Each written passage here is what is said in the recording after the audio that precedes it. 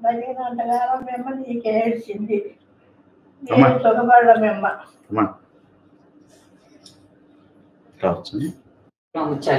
జోహార్ జోహార్ జోహార్ comrade ముత్యాల గారు. జోహార్ జోహార్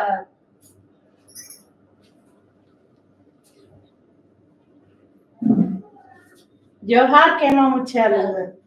జోహార్ జోహార్ కేమా ముత్యాల గారు. జోహార్ జోహార్ జోహార్ కేమా ముత్యాల గారు. జోహార్ కేమా ముత్యాల గారు.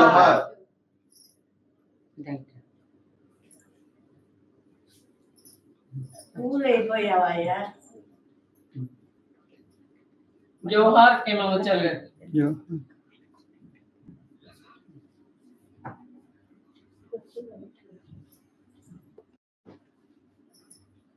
జోహార్ కేమా ముత్యాల గారు. జోహార్ జోహార్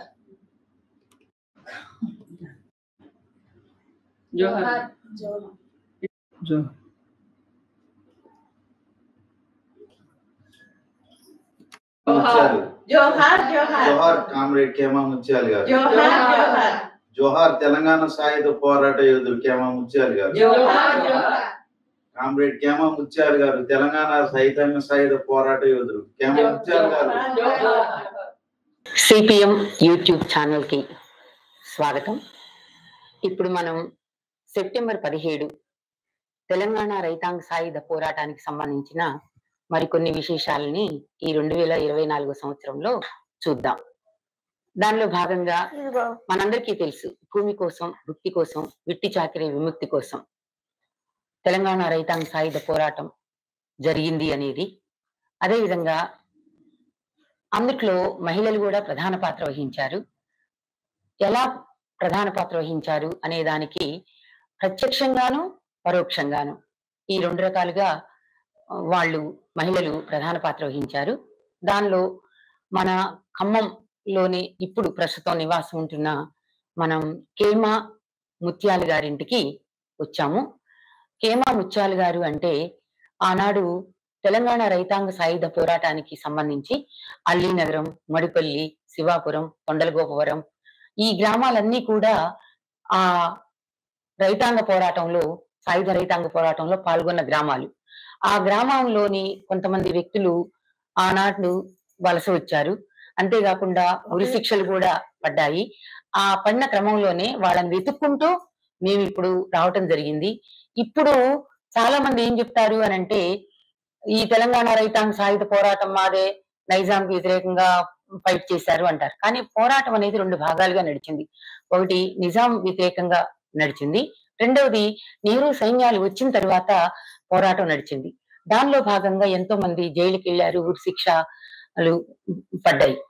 వాటికి సంబంధించి ఈ రోజు ఆ కేమా ముత్యాల గారి భార్య మన ముందు ఉన్నారు, కేమా అనసూయమ్మ గారు.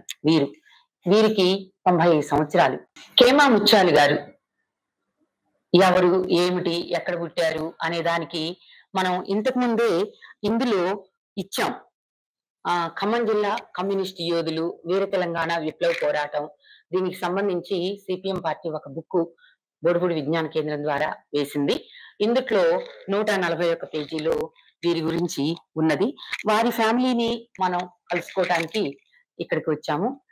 కేమా వెంకయ్య గారు, కేమా సీతమ్మ గారి 2వ కుమారుడు కేమా ముత్యాల గారు. ఇప్పుడు మనం చూస్తున్న వీరే కేమా ముత్యాల గారు. ఇక్కడ తెలంగాణ సాయుధ రైతాంగ పోరాట యోధుడు అనుంది. 12 సంవత్సరాలు జైలు శిక్ష కూడా అనుభవించారు. ఈ ఖమ్మంలోనే అయితే వారి గురించి తెలుసుకుందాం. కేమా అనసూయమ్మ గారితో మనం మాట్లాడదాం. అమ్మా, మీకు అంటే ఏ వయసులో మ్యారేజ్ అయింది? పెళ్లి చిన్న వయసులోనే. మీకు గుర్తున్నాయా? ఊరు ఇయ్యనన్నారంట ఆయన పిల్లని. ఎందుకో గొంతులు పోసిండు, చావకొచ్చిండు పోరాటంలో. అట్టాడికి ఇస్తే నేను బతకనీయుడు ఇవ్వన్నాడు. వాళ్ళ చెల్లెల్ని మా అన్నయ్యకి ఇచ్చారు. సరే, ఇప్పుడు రైతాంగ పోరాటంలో పాల్గొన్న వాళ్ళందరూ కూడా కమ్యూనిస్టులే. అయితే ఆ అభిప్రాయం అనేది ఆనాటి ఊళ్ళల్లో ఉండేది కాబట్టి మా అమ్మ అనసూయమ్మ గారు దానికి సంబంధించి చెప్తున్నారు. అయితే మీకు ఆయనని పెళ్లి చేసుకున్నప్పుడు మీరు మడిపల్లిలోనే ఉన్నారా? మాది గుమ్మడిదూరు అమ్మగారి చేసుకున్నాక మా అత్తగారింటికి. మీరు ఏమేమి చేసేవారు? మీకు చెప్పేవాళ్ళు ఆ పోరాటం గురించి మీ ఆయన గారు? మా ఆయన గారు ఏం చెప్పారు, మా అత్త చెప్పేది. నా కొడుకు మొదగారు వరంగల్ జైలు వేశారంట, తర్వాత ఏలూరు వేశారంట, తర్వాత విజయవాడ అవతలేదో ఊరు వాళ్ళ చుట్టాలు ఉండారంట, దానికోటానికని ఆడికి పోయిండంట. విజయవాడ అవతల పోయి చుట్టింట్లో బండుకున్నాడంట, వాళ్ళ చుట్టాలు ఉన్నారంట.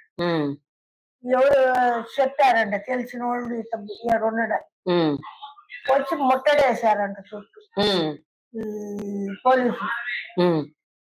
వెళుతూ కాని రాకుండా దూకుతుడు పోతాడని పేరుందిలే కానీ చుట్టూ ముట్టడేసి తుపాకులతో నిలబడ్డారంట. ఎవరు? ఈయన పట్టుకోవడానికి ఆ చుట్టూతో పట్టుకొని ఉండడుగా. పండుకున్నాక అప్పుడు చుట్టూ నిలబడి తలుపు తీసి చేతికి తీసుకొని వచ్చారు. తీసుకొని వచ్చి ఇక తీసుకొని పోయారంట. ఏం కొట్టుడు కొట్టారంట, కొట్టి ఎక్కడ తీసుకుపోయారు. తీసుకుపోయి జైలు వేసారు. వేసి అప్పుడు జొన్నన్నమేనంట పెట్టేది. అందరితో ఏది పెట్టినా ఇంత చీకటి కొట్టంట, అందరితోనే దొడ్డి కూర్చోవాలంట, అందరితోనే పేస పోయాలంట. అట్లా అనుమతిచ్చింది. కమ్యూనిస్టులని ఆ రకమైన చిత్రహింసలు పెట్టారు అనేది మామ చెప్తున్నారు. అందరితోనే పేస పోసుకోవాలి, అందరితోనే దొడ్డికైనా చేయి కలుపుకోవడానికి బయటికి తలుపు తీరంట. ఇంతదే ఉంటదంట. తీర్చేప్పుడు ఎటు పోతాడు అని తీయపోయేది జొన్నన్నమేనా పెట్టేది. ఎన్నేళ్ళున్నారు? నా పెళ్లి కాక తండ్రి వాడు చదువుకున్నారా మరి? ఆయన బాగా చదివిండు. ఎక్కడ? ఏమో 5 రోజులు ఆ పెళ్లి అయినాక నేను బాగా చదువుకున్నాడు. మత్తగారు ఉండోళ్ళు వాళ్ళు చదివించారు. తమ్ముడిని బాగా చేసిండు మా బావగారు. వచ్చిన కాడి నుంచి ఇట్లా 10 బత్తాలు వడ్లుంటే వాళ్ళ మా బావ పొలం కాడికి పోతాడు. చెవులు ఉండయి, పొలాలు ఉండయి. 4 బత్తాలు వడ్డు చేస్తాడు. బేదోళ్ళకి అందరికి పోతాడు. బోరం బాగలు కొట్టి మళ్ళీ ఎప్పుడు ఆ గొడ్డి పెట్టి మోచేస్తాడు. ఇట్లా ఆయన శానాలు బాధపడ్డాడు. బాధపడి నాకు నీకు కుదరదు, ఇంకా ఉండని ఇట్లా 4 బత్తాలు వడ్లు ఉన్నాయంటే ఆయన ఇంటికాడ ఉండడు. మా మామ కూడా ఉండడు. 2 అరకలు కాదు, ఎట్ల అరక ఒకటి, దున్నపోతుల అరక ఒకటి. పొలాలు ఉన్నాయి, వరి పొలం ఉంది, మెట్ట పొలాలు ఉన్నాయి. పొలాలకు పోతారు వాళ్ళు. పోనిచ్చి ఈ బత్తాలు దొడ్లిచ్చి బేదోళ్ళు ఉంటారు లేబర్, వాళ్ళకి మంచి పెడతాడు. దూరం గడ్డి తీసేస్తాడు, మట్టి తీసేస్తాడు, వాళ్ళకి పోస్తాడు. మీటింగులకి వెళ్ళేవారా మీ ముత్యాలు గారు? మీటింగ్ చెప్పేవాడు, కథలు చెప్పేవాడు. మా అత్త పోయేది, నా కొడుకు బుర్రకథ చెబుతుండే అని పోయేది. మా మామ పోయేవాడు. బుర్రకథ బాగా చెబుతుడు. నేను కూడా చూసిన. నాకు పెళ్లి కాలప్పుడు. తర్వాత ఎవరు పిల్లనీసులు వచ్చినాక గొంతులు కోసిండు. 5-6 ఏళ్ళు జైల్లో ఉండి వచ్చిండు. మీకు తెలిసిన నాయకులు ఎవరు అప్పుడు? అప్పుడా ఏ నాయకులను చూసారు? మేమా బోడిపూడి బాగా మాకు ఆయన బాగా నమ్మకం. సుందరయ్య గారిని చూసారా? పుట్టపల్లి సుందరయ్య గారు ఇంకా బాగా. మా నాకు పెద్ద గబ్బు వస్తే విజయవాడ వేసపోతే బతకదన్నారు. ఎవరా బతకదని పుట్టపల్లి సుందరయ్య గారు ఆడికి వచ్చి నన్ను చూసి ఎందుకు బతకదు, నయం చెయ్యాలని ఎంత ఖర్చు అయినా నేను పెట్టుకుంటాను చేయమని అంటే నయం చేశారమ్మ. నేను ఏ తక్కువైనా నేను నన్ను అడగండి, ఆమెను అడగొద్దు, వాళ్ళని అడగొద్దు అని చెప్పాడు. సుందరయ్య కదా సుందరయ్యాన్ని చూసారైతే మీరు? చూసినా నన్ను ఇంటికి వచ్చేనాడు వారు కారు కట్టించారు.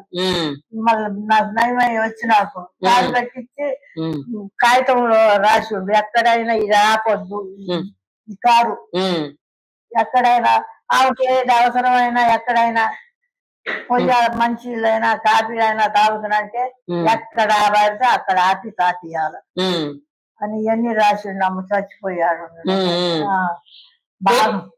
బాగా చూసుకున్నాడు తొందరగా గాని. కేమా ముత్యాల గారి కుటుంబం మడిపల్లిలో చేనేత కార్మిక కుటుంబానికి సంబంధించింది.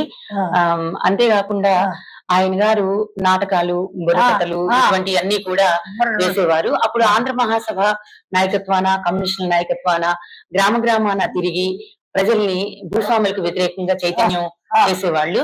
అప్పుడు వెట్టి బాగా ఉండేదా? వెట్టి చాకిరి అట్లాంటి మీ అత్తగారు ఏమన్నా చెప్పారా? నాకేం చెప్పలేదు. అట్లా అవన్నీ తర్వాత చెప్పింది కదా, అవన్నీ బాగా ఇంట్లో గింజలు ఉండనైపోయేవాడు. ఆయన నుంచి బత్తాలు ఉంటే ముళ్ళే పొలాలు ఉండేవి వాళ్ళకు 10 ఎకరాల దాకా. చేలు చేపించుకుంటారు, మట్టి చేలు వెళ్ళిపోతారు. ఈయన అన్ని లేబర్ వాళ్ళకి పోతాడండి. నాకు నీకు కుదరదని ఇట్లా బాగానే మా 4 డోలాలు భవించి 2 పోరిసలు, మాకు ఒక పోరిచిన ఆయనకు ఒక పోరిచిన ఇచ్చిండు. నువ్వు వేరే తినమని 4 బస్తాలు యువతలేసి పొలం ఏం పని చేసేవారు ముత్యాల గారు? ఏం పని అయిపోయేవాడు, బుర్రకాతలు. మీరు తర్వాత కూడా చేశారు అని అన్నారుగా? తర్వాత ఇంకా అన్న తగారు పెట్టుకొని ఇవన్నీ చేసి పొలం పని ఇచ్చిండు. ఆయనకి 2 ఎకరాలు ఇచ్చిండు. ఆయన 5-6 ఎకరాలు ఉంచుకొని ఈయన ఉంచాడని వాళ్ళు ఆయనకి భయం, పంచి పెడతారని. పొలం కూడా ఉంచడు అని 2 ఎకరాలు ఇస్తే ఏడాది కాకతల్లే 2 ఎకరాలు అమ్మేసిండు. మరి కమ్యూనిస్ట్ పార్టీ వామ్ము ఇంటికాడ ఉండేవాడా, దాంట్లోనే తిరిగేవాడు. బుర్రకథలు, డామాలు, ఎక్కడి నుంచో డామా వేసే పిల్లల్ని వాళ్ళ తీసుకొచ్చే పిత్తం. ఇది మొనగాడు, ఇది మొనగాడు. మా బావకే అది పడదు. ఎంత దూరం అయినా మీటింగ్లకి వెళ్ళేవారు తర్వాత కూడా? ఎక్కడికైనా పోయేవారు. మరి మీరు వెళ్ళాలా ఆయనకి తోడుగా? అమ్మ చేసాము మొత్తం మా మామ పంపి నువ్వు ఏడన్నా తిరిగిరా.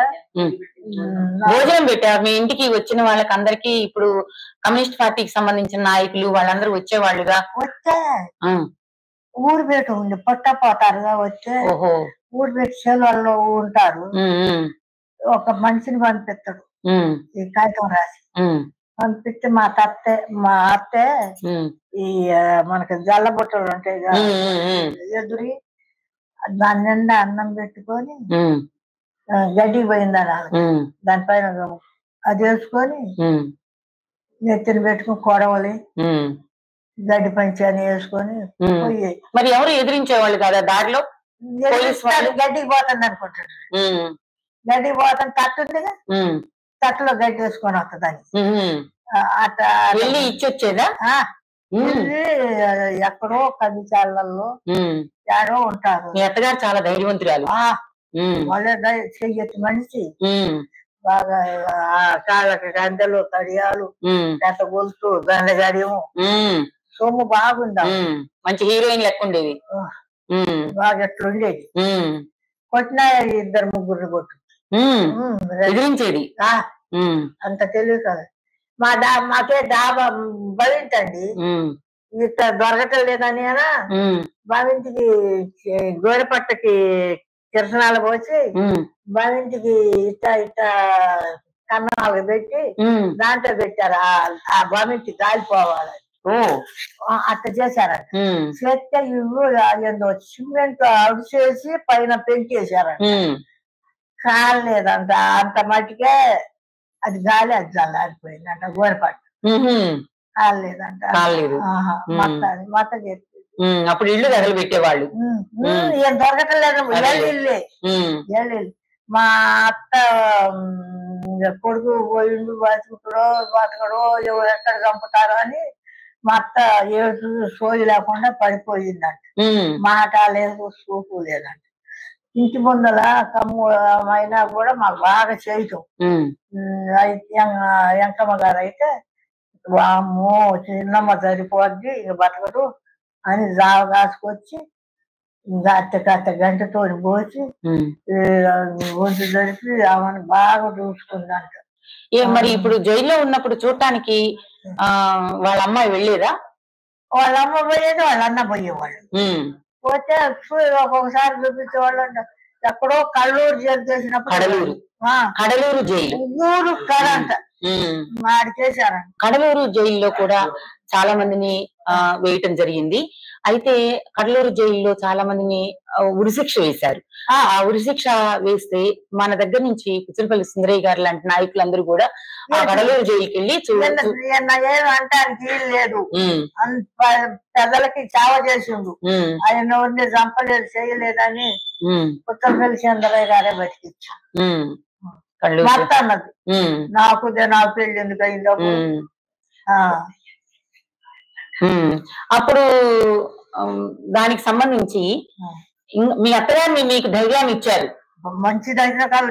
మీ పెళ్ళైన తర్వాత ముత్యాలు గారు ఏం చేశారు, మీకు ఎంతమంది పిల్లలు, ఎక్కడెక్కడ ముత్యాలు గారు పనిచేశారు అవి చెప్పు ఒకసారి. ఆవిడకే ఎక్కడెక్కడ చేసింది తెలవదు, ఇంటికాడ ఉండపోయేవాడు. నాకు తెలిసి నాకు పెళ్లి చేసుకున్నాక ఊళ్ళో బుర్రకథలు చెప్పేది, మళ్ళా ఎక్కడన్నా పొరుగురు పోయి డామాలు వేసేది, అవి చేస్తాడు. అవన్నీ ఒప్పుకోక వాళ్ళన్న నా ఇంట్లో వద్దని వేరే ఉండవాడు. నాకైతే మా ఆయన ఊరే నాకు అన్నాడు, వదిలిపెట్టిపోయినట్టు. ఎంతమంది పిల్లలు మీకు? నాక ఇప్పుడు 4 కొడుకులు 1 బిడ్డ.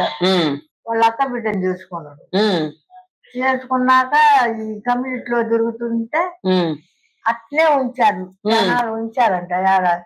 ఉంచితే మీరు అట్టగిన ఉంచితే మిమ్మల్ని చంపుతాను, పెళ్లి చేయమని వాళ్ళ అన్నని వాళ్ళ అమ్మని కాల్చి చంపుతానని బెదిరించిందంట. బెదిరిస్తే అట్లా ఒక అడ్డా చేయలేదంట. మళ్ళా ఈయన రానేయట్లేదంట బయటికి. జైలుగా పిలవనంపుకొని చేస్తారా చేయండి, చేయకపోతే మీరు ఇంటే మిమ్మల్ని రేతులు వచ్చి అయినా జాబుకొడతాను అన్నాడు. అని అనిపించి ఒక ఆయనకి ఇచ్చి పెళ్లి చేశారు. కేమా ముత్యాలు గారు ఒక కమ్యూనిస్టు కార్యకర్త అయితే మొట్టమొదట పెళ్ళైనా సరే మడిపల్లి మదిరి మడిపల్లి తాలూకా అన్నమాట అప్పుడు. అయితే దానికి సంబంధించి కూడాను తను జైల్లో ఉండటం మూలాన తన అక్క బిడ్డను చేసుకున్నా సరే ఆ ఆడపిల్ల బ్రతుకు నాశనం కాకూడదు అని చెప్పేసి తప్పనిసరిగా పెళ్లి చేయాలి అని చెప్పేసి కమ్యూనిస్టుకి సంబంధించిన దాంట్లో స్త్రీ కూడా స్వేచ్ఛ ఉండాలి, స్త్రీ కూడా తను స్వతంత్రంగా బ్రతకాలి అనే ఆశయాలు తాను అమలు పరిచినట్లుగా మనకి ఇక్కడ కనిపిస్తా ఉన్నది. మీకు ఎంతమంది పిల్లలు ఒకసారి మళ్ళీ చెప్పండి. మొట్టమొదటి ఎవరు? లక్ష్మి. 2 అమ్మాయి తర్వాత గోపాలకృష్ణ. తర్వాత వెంకటేశ్వరరావు. తర్వాత నీలయ్య. తర్వాత సత్యనారాయణ. వాళ్ళు చేశారు మన ముత్యాలు గారు. ఉద్యోగాలు పెసరాలి. డాక్టర్ పని చేశారా? డాక్టర్ పని చేస్తాడు కానీ ప్రసారం బుర్రకథలకి వాటికి పోవాలి. ప్రజానాట్య మండలి ఎక్కడ బుర్రకథలు ఎక్కడెక్కడ విజయ నుంచి పిల్లలు తీసుకొచ్చి ఏందో డామాలు వేపిస్తాం. అయ్యే వాళ్ళ అన్నకి నచ్చదు. వద్దు రాతే మీరే పిల్లలందరినీ చూసుకునేవాళ్ళు. ఆయన బయట తిరుగుతూ ఉంటే ఆయన ఒక ప్రజానాట్య మండలి కార్యకర్తగా పనిచేసిన, కమ్యూనిస్ట్ కార్యకర్తగా పనిచేసిన, లేకపోతే మీటింగ్లకు వెళ్ళినా మీరే పనంతా చేసుకునేవాళ్ళు. మా బావగారు ఉమ్మడి కుటుంబం. మీ అత్తగారు మంచిగా కొడుకంటే బాగా ఇష్టం. అమ్మో మంచి రాకపోయేది, అన్నం నిలబోయేదని ఇంటి ముందరామా జావ కాసుకొచ్చి చచ్చిపోద్ది పిండి చచ్చిపోద్ది అది జావ గంటతో పోసింది. మనం కేమా ముత్యాల గారి గురించి వారి భార్య అనసూయమ్మ గారు కొన్ని చెప్పారు. మన ముందు హేమా ముత్యాల గారి పెద్ద పాప హేమా లక్ష్మీమణి గారు ముదిగొండ మండలంలో అంగన్వాడీ కార్యకర్తగా చేస్తున్నారు. అంగన్వాడీ టీచర్. అంతేకాకుండా ఉద్యమాల్లో కూడా బాగా పరిచయం ఉన్న మహిళ. హేమా లక్ష్మీమణి గారికి వాళ్ళ నాన్నగారు జ్ఞాపకాలు చాలా ఉన్నాయి. వాటికి సంబంధించి మన ముందు మాట్లాడతారు. లక్ష్మీమణి గారు, చాలా వరకు మీరు ఉద్యమాల్లో పనిచేసేటప్పుడు కూడా మీ నాన్నగారు ఇలా పనిచేసేవారు, తెలంగాణ రైతాంగ సాయుధ పోరాటంలో పనిచేసేవారు అని చెప్తూ ఉండేవారు. అసలు మీకు సంబంధించి మీ నాన్నగారికి సంబంధించి మీ నాన్నగారు మీతో ఏమేమి విషయాలు పంచుకున్నారు? మీరు ఏ వయసు అప్పటి నుంచి మీ నాన్నగారి గురించి మీకు బాగా తెలుసు? లక్ష్మీమణి అండి.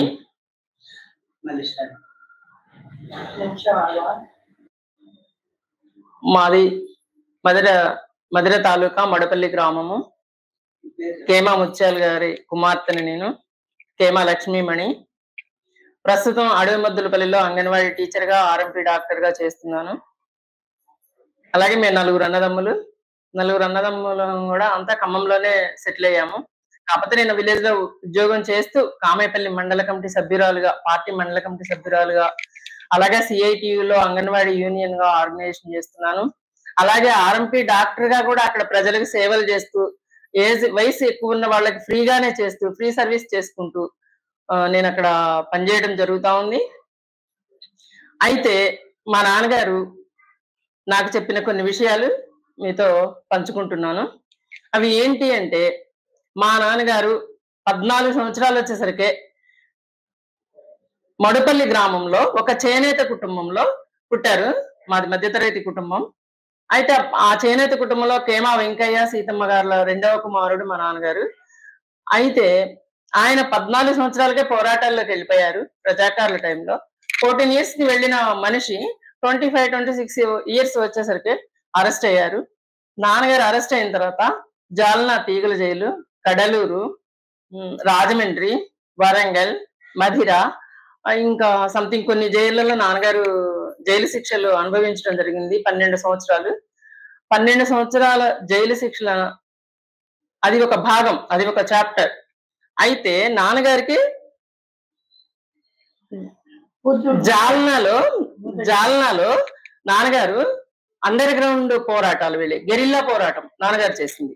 అయితే గెరిల్లా పోరాటంలో మంగపతి గారు, గార్ల మండలం మంగపతి సారు, వీళ్ళందరూ దళ కమాండర్స్, ఉప కమాండర్స్ గా తలా ఒక అవతారాలు ఎత్తి తలా ఒక చోట ఉంటూ అక్కడక్కడక్కడ జీవన విధానం చేసుకుంటూ మళ్ళీ వాళ్ళ కార్యక్రమాలన్నీ పంచుకుంటూ ఎక్కడ ఎవరు ఏం చేయాలి అని చెప్పేసి అందరూ నిర్ణయించుకునేవాళ్ళు.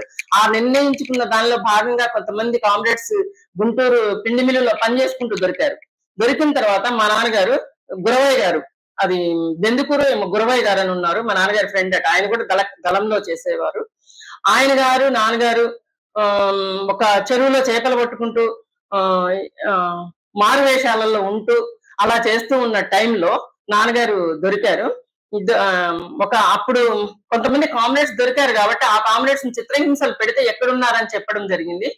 చెప్పిన తర్వాత మా నాన్నగారు ఫలానా చోట ఉన్నారంటే 500 మిలిటరీ దళం వచ్చేసి ఒక చుట్టింట్లో, ఒక ఏటి ఒడ్డున చుట్టింట్లో నాన్నగారు పైన అటక మీద పడుకున్నారు. గురవయ్య అనే కామ్రేడ్ బయట పడుకున్నారు కాపలాగా. ఆ ఇంటి ఆవిడ అమ్మమ్మ అన్నం వండి పెట్టింది, తిన్నారు, పడుకున్నారు.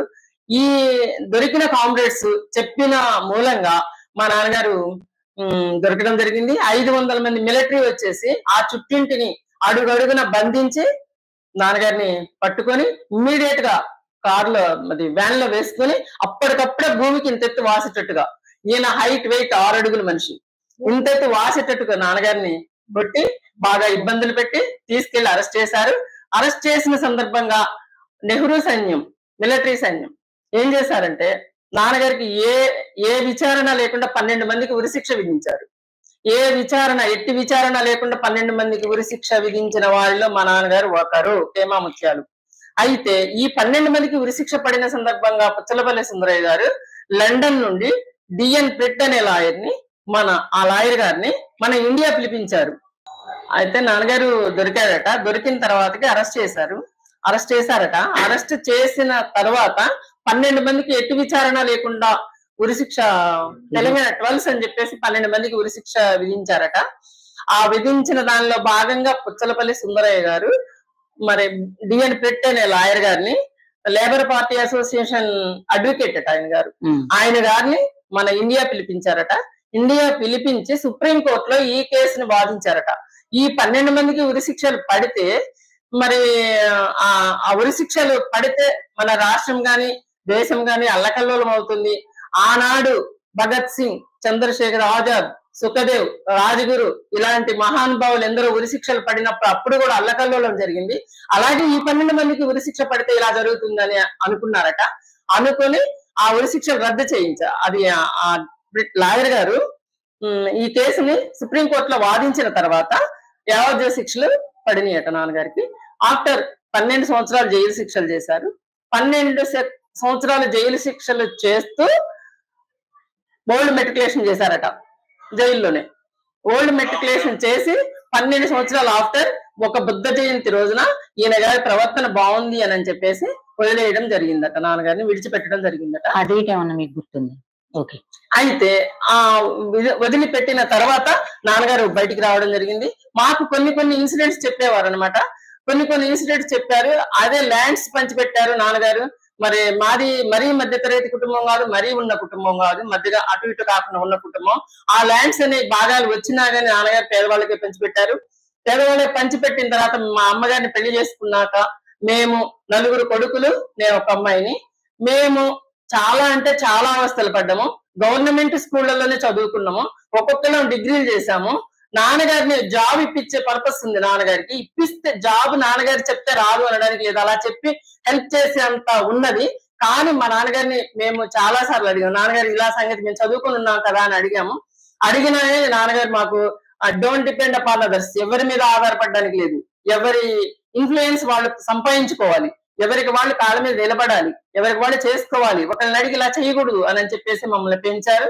ఈ రోజు వరకు కూడా మేము ఎవరి మీద ఆధారపడలేదు.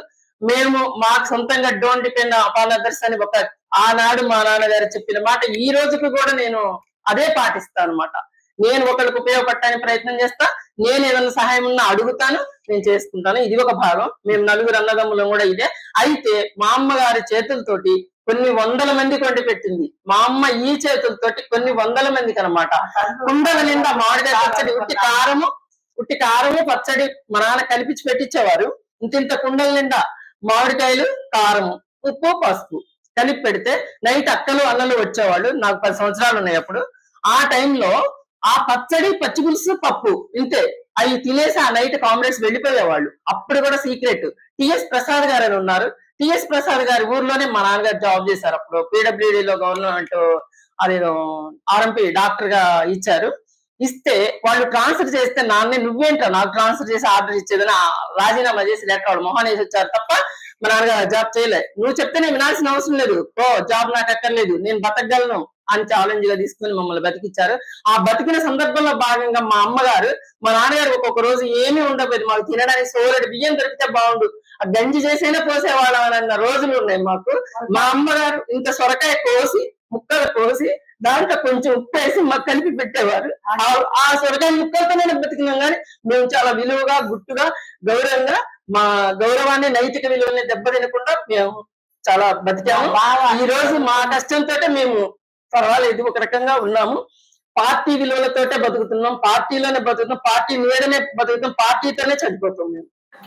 మన ముందు ఇప్పుడు కేమా ముత్యాల గారి 3వ కుమారుడు నీలకంఠేశ్వరరావు గారు ఉన్నారు.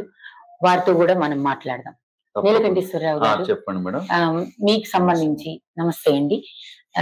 మీరు ఎంతవరకు చదువుకున్నారు? మీ నాన్నగారి గురించిన జ్ఞాపకాలు, మిమ్మల్ని ఇన్స్పైర్ చేసినవి. మంచి ప్రశ్న వేశారండి మీరు. నాకు మా నాన్నగారు ఉన్నప్పుడు, మా నాన్నగారు నడవలేని పరిస్థితులు, అంటే కాళ్ళు అంటే ఏజ్ బార్ లో ఉన్నప్పుడు నడవలేని పరిస్థితుల్లో భుజం మీద చేసి నడిచేవాడు. అయితే మడుపల్లి గ్రామంలో ధ్వజస్తంభం ఎత్తడానికి తీసుకెళ్లారు నాన్నగారు. నన్ను ఎడిపోయినా సహాయంగా నన్ను తీసుకెళ్లేవారు. అయితే నాన్నగారు ధ్వజస్తంభం ఎత్తుంటే అక్కడ నిలబడలేక ఒక అడుగు మీద కూర్చున్నాను. నాన్నగారు వీళ్ళంతా కార్యక్రమం దగ్గర ఉన్నారు. మడుపల్లి గ్రామంలో మధుర పక్కన వడిపల్లి గ్రామం. మేము ఒక అరుగు మీద కూర్చున్నాం అక్కడ కొద్ది దూరంలో. ఆయన కూర్చోలేని పరిస్థితులు ఉంటాయి. కూర్చుంటే అక్కడ నాన్న ఏజీ అప్పటి నాన్న ఏజీ వారసులందరూ వచ్చారు, 10-15 మంది అక్కడికి వచ్చి మీ నాన్నగారు ఎవరండి మీరంటే కేమా ముత్యాలు గారు అన్నారు. అనేసరికి వాళ్ళు చాలా ఆశ్చర్యపోయారు అక్కడ ఉన్న ప్రజలు. అక్కడ నాన్నతో పాటు నాన్న ద్వారా సేవ్ అయిన ప్రజలు అంటే ఉన్నవాళ్ళు కేమా ముత్యాలు గారు ఎన్నాళ్ళు కనబడ్డారండి, వారి పిల్లలు మీరా అని చాలా రియల్ గా వాళ్ళు నాన్నకి ఇంత స్టోరీ ఉందా అనిపించింది. ఏంటండి అన్న ఒక చిన్న ప్రశ్న వేశారు. అంటే అప్పుడు తెలంగాణ సాయుధ పోరాట యోధులు పాల్గొన్నప్పుడు వీళ్ళ దళాలు ఇవన్నీ ఆ దగ్గరలో మాటు వేసి ఒక జొన్న చేలు కంది చేలలో వెయిట్ చేస్తున్నాయట. ఇది ఆహార పదార్థాల కొరకు వచ్చినాయట. వచ్చినప్పుడు ఆ రజాకార్లు కొంతమంది రౌడీ మొక్కలు అటు ప్రజల మీద దాడి చేయడానికి గుర్రాల మీద వస్తూ ఉంటే వీళ్ళు అటాక్ చేశారనమాట. అక్కడ దొరలు భూస్వాము దొరలకు సంబంధించిన మనుషులు వాళ్ళందరూ ఈ ఊళ్ళ మీద పడి చేయాలని రజాకార్లతో మిక్స్ అయ్యి వస్తుంటే వీళ్ళ దళం వాళ్ళని కాపాడింది అనమాట. ఆ జొన్న చేలు పత్తి చేలు కంది చేలలో పనిచేసే వాళ్ళని సేవ్ చేసి వాళ్ళని ఫైర్ చేసి ఆ రజాకారులని ఆ దోపిడీ దొంగల్ని ప్లస్ ఆ జమీందారులకు సంబంధించిన భూస్వామి వర్గ వాళ్ళని అటాక్ చేసి వాళ్ళని పారదోలటం వల్ల వాళ్ళు సేవ్ అయ్యారు. మీ నాన్నగారికి అంత స్టోరీని బట్టి ఈ రోజు మాకు పిల్లలుగా చాలా మంది పెరిగారండి. మీ నాన్నగారు చాలా గొప్పవారు. ఆయన గారు ఈ చుట్టుపక్కల 10 గ్రామాలు కూడా ముత్యాలు అంటేనే ఒక గొప్పగా ఉండేదండి. అసలు ఆయన గారు ఉండబట్టి ఈనాడు మేము బ్రతకగలిగామంటే వాళ్ళు చెబుతున్న నా కళ్ళ నీళ్ళు వచ్చినాయి, నేను తట్టుకోలేకపోయా. రియల్ అనమాట ఇది. వాళ్ళు అక్కడ వాళ్ళు చెబుతున్న నాన్నకి ఇంత స్టోరీ ఉందా. మా నాన్నగారు నాకు ఎప్పుడు చెప్పలేదు. నాన్నగారి గురించి వాళ్ళు ప్రజలు సేవ్ అయిన ప్రజలు చెప్పిన స్టోరీ విని చెప్పిన స్టోరీ అనమాట. ఇది రియల్ స్టోరీ అనమాట. నాన్నకి ఇంత స్టోరీ ఉందని చెప్పి. అయితే ఇంకొక ఆయన గారు వచ్చాడు ఈ రైతాంగ సాయుధ పోరాటంలో పాల్గొనడానికి. వీళ్ళు ఆయుధాలు ఇవన్నీ సమకూర్చుకొని ఉన్నప్పుడు ఒక అతను వచ్చి చెప్పారు. అంటే మా బంధువు ఒక ఆయన వంగర సత్యనారాయణ గారని దగ్గర ఒక మడపల్లి దగ్గర ఒక గ్రామం అనమాట. అయితే వీళ్ళు నైట్ షెల్టర్ తీసుకున్నారట అక్కడ. ఈయన చెప్పాడు, నాకు తెలియదు, అతను మీ నాన్నగారు ఇంత స్టోరీ ఉందిరా అని చెప్పాడు. ఆయుధాలు అవన్నీ తీసుకుని వస్తే ఇంటికి రానివ్వలేదట. మీరు వస్తే తెల్లారి మళ్ళీ వాళ్ళు వచ్చి మమ్మల్ని దాడి చేసి అటాక్ చేసి పలానా వాళ్ళని మీరు సాయుధ పోరాటంలో పాల్గొన్న మిమ్మల్ని సేవ్ చేసాము, ఒక నైట్ మా ఇంట్లో షెల్టర్ తీసుకున్నారని మమ్మల్ని అటాక్ చేస్తారని చెప్పి వాళ్ళని పాపం వెంటనే రిజెక్ట్ చేసి పంపించారట. వాళ్ళు చెప్పారు ఇట్లా బాంబులు ఆయుధాలు తీసుకుని వచ్చారా, ఇట్లా వాము మీ నాన్నకి పెద్ద గొప్ప చరిత్ర ఉందిరా, కానీ మేము ఇక ఎవరికి అంటే మీకు తెలియదురా మేము చెబుతున్నాం అని ఆయన ద్వారా మేము ఎన్నో చెప్పించుకొని వినేదనమాట నాన్నగారి గురించి గొప్పతనాలు. మా నాన్నగారు మాకు ఏది చెప్పలేదు. మా నాన్నగారి నుంచి సేవ్ అయిన ప్రజలు చెప్పారు నాకు రియల్ గా అనమాట. అదండి ప్రజల నోట్లో ఎప్పుడైతే నాయకుడు ఉంటాడో అతను నిత్య చిరంజీవిగా ఉంటారు. అలా కేమా ముత్యాలు గారు మడిపల్లి గ్రామ ప్రజలు ఆయన చేసిన సేవలను గుర్తు పెట్టుకొని వారి పిల్లలకి చెప్పిన విషయాన్ని మన ముందు నిజంగా కేమా నీలకంఠేశ్వరరావు గారు ఉంచారు. ఇది గుర్తుంచుకోదగ్గది. అట్లనే మీ పిల్లలకి మీ నాన్నగారి చరిత్రని చెప్పారా? అది కూడా ఒక చెప్పామండి. మా నాన్నగారి చరిత్ర చెప్పటం వల్ల వాళ్ళు స్కూల్లో మా తాతయ్య స్వాతంత్ర సమర యోధులు ఇట్లా తెలంగాణ సాయుధ పోరాటంలో పడి ఉరి శిక్ష పడి జైలు చేసి బయటకు వచ్చారని గొప్పగా చెప్పుకున్నారు. ఆ పిల్లలు కూడా వామ్మో ఇట్లా పలానా ఫ్రీడమ్ ఫైటర్, పలానా స్వాతంత్ర సమర యోధులు, పలానా రైతాంగ సాయుధ పోరాట యోధుని పిల్లలు మనవాళ్ళు అని వాళ్ళు చాలా గొప్పగా చెప్పు. స్కూల్లో కూడా పలానా వాళ్ళ పిల్లలు అని మంచిగా ఇది చేసేవాళ్ళు మేడం. స్వాతంత్ర సమరయోధులు ఎంతో మంది గవర్నమెంట్ దగ్గర స్వాతంత్రంలో పాల్గొన్న వాళ్ళందరూ కూడా పెన్షన్ పొందారు. కానీ నిజమైన వాళ్ళు ఈ పెన్షన్ అనేది వాళ్ళ దరిదాపుల్లో కూడా రాలేదు. ఆ రోజుల్లో బ్రిటిష్ వాళ్ళని ఎదిరించటం, తర్వాత నెహ్రూ సైన్యం వచ్చిన తర్వాత వారిని ఎదిరించటం, తర్వాత నిజాం సైన్యం ఇవన్నీ కూడా ఎదిరించి పోరాడిన వీరులు. అయితే ఇక్కడ ఒక కమ్యూనిస్ట్ బిడ్డగా వాళ్ళు పేదరికాన్ని బాగా అనుభవించటమే కాకుండా కమ్యూనిస్ట్ విలువలకి కట్టుబడి ఇప్పటికీ ఉన్నారు. ఇప్పుడు చెప్తున్న దానికి సంబంధించి ప్రతి ఒక్కళ్ళు కూడా మేమే పోరాటం చేశాము అని చెప్పేసి అదొక హిందూ ముస్లిం వైరం కింద చూపెడుతూ ఉన్నారు. కానీ ఆ రోజు భూస్వాములకి వ్యతిరేకంగా, జమీందారికి వ్యతిరేకంగా, నిజాంకి వ్యతిరేకంగా పోరాటం చేసిన చరిత్ర కేమా ముత్యాలు గారిది. అటువంటి కేమా ముత్యాలు గారు ఈ రోజు వరకు కూడా, కామ్రేడ్ ముత్యాలు గారు ఈ రోజు కూడా ఆయన కుటుంబం మొత్తం కూడాను ఈ కమ్యూనిస్టు విలువలకే కట్టుబడి ఉంది అని చెప్పేసి మన ముందు లక్ష్మీమణి గారు చెప్పారు. అందుకే ఇప్పటికి కూడా సిఐటి ఉద్యమంలో అట్లానే కమ్యూనిస్టు కార్యకర్తగా పనిచేస్తూ ఉన్నారు. ఈ రోజు మనం ఈ ఇంటికి వచ్చాము అని అంటే ఇప్పటికీ కేమా ముత్యాలు గారి సతీమణి అనసూయమ్మ గారు తనకి గుర్తున్నంత వరకు ఈ మధ్య హెల్త్ బాగాలేదు అని అన్నారు. అయినా సరే గుర్తున్నంత వరకు అనేక విషయాల్ని పంచుకున్నారు. వాళ్ళ అత్తగారు చాలా ధైర్యవంతురాలు అని చెప్పేసి చెప్పారు. మనం పుత్రిపల్లి సుందరయ్య గారు రాసిన వీర తెలంగాణ సాయుధ పోరాటం అనే పుస్తకంలో మహిళలు ఏ రకంగా పనిచేశారో తాను వారి అత్తగారిని చూసింది. అవన్నీ కూడా మన కళ్ళ ముందు కనిపిస్తూ ఉన్నాయి, ఎలా రక్షించారు అనేది. అట్లనే ఊరూరా నాటకాలు, కథలు, తర్వాత ప్రజల్ని చైతన్యం చేయటానికి కేమా ముత్యాలు గారు ఇంటి పట్టున ఉండకుండా మిగతా చోట్లకే వెళ్లారు. అన్ని గ్రామాన వెళ్లారు. పేదవారిని కమ్యూనిస్ట్ పార్టీ ఏ విధంగానైతే చెప్పిందో ఆ విధంగా ఒక కార్యకర్తగా, ఒక కామ్రేడ్ గా అవన్నీ చేశారని చెప్పారు. ఈ రోజు ఈ 2024లో వారి గురించి మనం తెలుసుకున్నాము.